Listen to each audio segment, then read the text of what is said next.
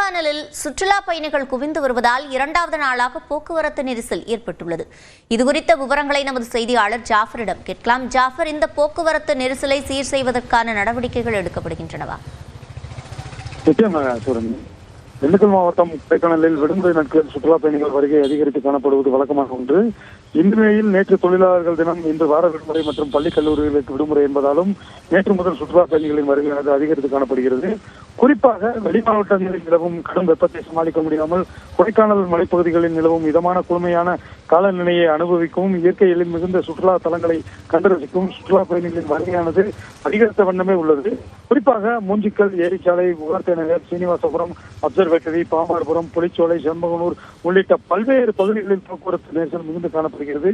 இதனால் ஆயிரக்கணக்கான சுற்றுலா பயணிகளின் வாகனங்கள் சுமார் 5 கிலோமீட்டர் தூரத்திற்கும் மேலாக அணிவகுத்து மலைச்சாலையில் காத்திருந்து ஊர்ந்தபடி சென்று வருகின்றனர்.